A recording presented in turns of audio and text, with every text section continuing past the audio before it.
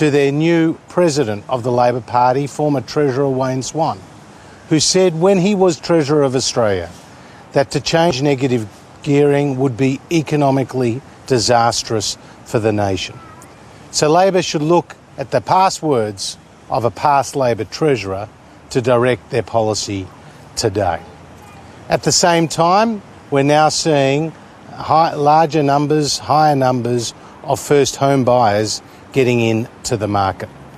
Over the last financial year, over 115,000 first home buyers got a loan approval. This was the biggest number since 2009. And the dynamic of the housing market has changed from investor-led growth to now owner-occupier-led growth, with first home buyers being a greater proportion of the overall housing market and a number of housing buyers. And this is a result of policies that the government has put in place, like the First Home Super Saver scheme, policies that were allowing people who want to downsize their home to put more money into their super, the role of APRA and intervening into the market with targeted short-term interventions to change the housing dynamic away from investor-led growth to owner-occupier growth, as well as the large number of young people who are now in jobs. We've seen a record number of young people getting into jobs on the Coalition's watch. So now is the worst possible time for Labor's disastrous new housing tax, which will ensure that anyone who owns their own home will see their home worth less, and anybody who rents their own home will end up paying more. Just on what the government's doing, what's your message to the banks in this weak climate? Well, what we have seen is lending in the housing market from the banks be lower than the 10-year average. And so my message to the banks is keep your books open.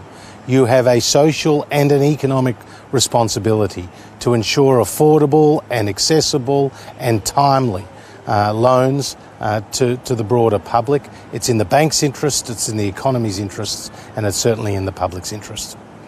Has the crackdown gone too far? Well, APRA made targeted and time-constrained interventions in the market.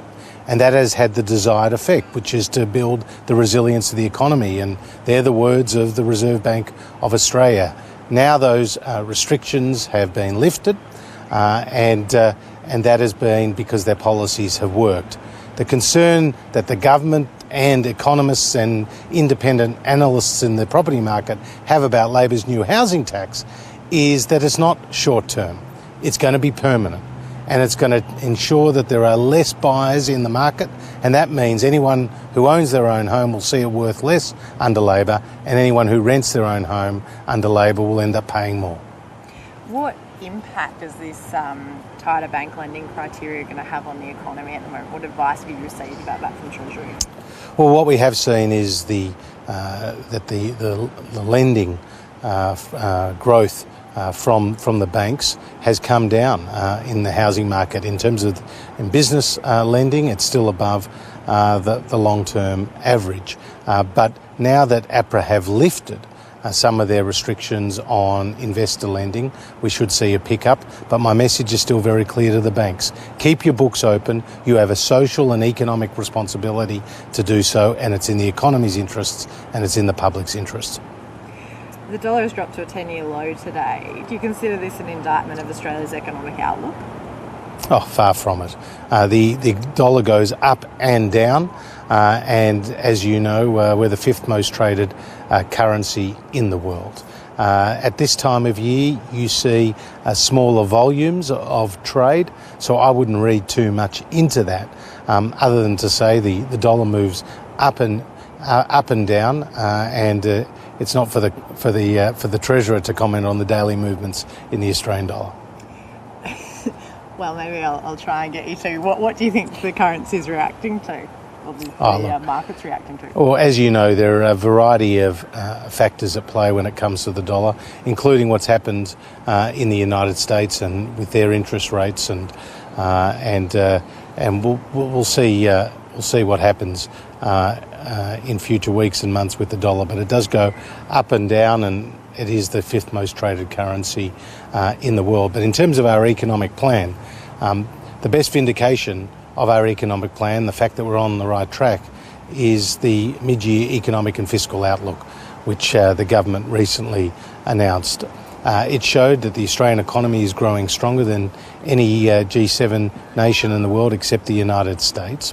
It shows that we have seen exports up as the government enters into new free trade agreements with our major partners across the region. It sees that a record number of people are in jobs. Over 1.2 million new jobs have been created on the Coalition's watch, including a record number of women in employment, more seniors in employment, and over 100,000 young people got a job over the last financial year, which was the highest number on record. We've also seen our AAA credit rating reaffirmed by the leading credit rating agencies, and we've seen them praise Australia's economic management. And we're also seeing a budget come into surplus next year, which will be the first time in over a decade. This is a result of strong economic management over the last 5+ years.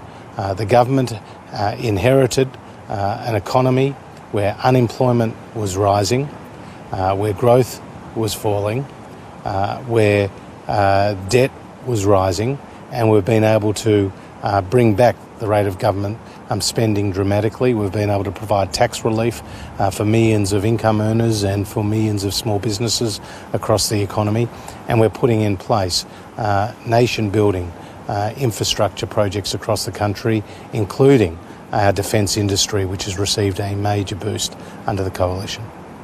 If we could just turn to Neil Prakash. Fiji's Prime Minister has reiterated that he won't be allowed into their country, saying he doesn't qualify. What advice were Australian officials provided that shows he was eligible to have his Australian citizenship stripped and that he'd have somewhere else to go? Well, Peter Dutton has dealt with this issue extensively. And as he pointed out, the government received advice from the Citizenship Loss Board, and that board deemed that he had entitled to citizenship of another country, and Australia will remove the citizenship of these dual nationals who are engaged in terrorist activities. We will do everything we can to protect Australian citizens. But did Australia engage with Fiji before the board made that decision?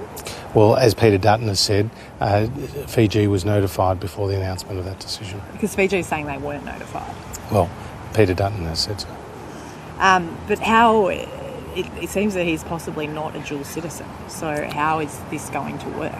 Well, look, Peter Dutton has dealt with this matter extensively, but the key point is we, as a government, will do everything possible to ensure the safety and security of our citizens. Thanks, Treasurer. I've just got some more questions that have come through.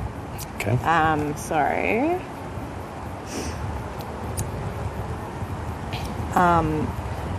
Then I'm not sure of the background of this. This is from Channel 7. How can you explain the serious bungle that saw an Islamic State member walk free in Sydney and Melbourne? Look, Are you across that? You can direct those questions to my fellow ministers. Great. Thank Did you have anything to add? No, I mean, I've reiterated the main message, which is that the housing market has cooled, prices have come off, but Labor's policy to abolish negative gearing as we know it and to increase the capital gains tax by 50% would be disastrous for the Australian economy. We've had independent economists and property experts warn of the dangers of Labor's policy, which will see anybody who owns their own home have their house worth less under Labor, and anyone who rents their own home will end up paying more under Labor. It was a policy that was prepared at a different time when prices were going up. Now that prices are coming down, it's time that the Labor Party abandoned this terrible policy, which will have a disastrous impact on the Australian economy. Thank you. Thank you. you. That was the Treasurer Josh Frydenberg there speaking to what appeared to be a very small news conference in Lorne in Victoria, and speaking about what he says would be the damage and the danger if Labor's proposal for changes to negative gearing and capital gains taxes were to be brought in. He said that there would be a cost of 32,000 jobs, 42,000 fewer dwellings being built, and also they're referencing comments that have been made that it could even lead to a recession, but also spoke about the social and economic interest of the banks to keep their books open, as there's been much speculation and discussion about, well, the bank's behaviour and practices. Also asked there about Neil PRAKASH, who it appears has had his Australian citizenship taken from him. Fiji saying that they weren't informed and that Neil PRAKASH doesn't have Fijian citizenship. So the Minister there, the Treasurer, sticking to the line that all of the information was given to that group who decided that that was the case. Let's move on now, find out what's happening in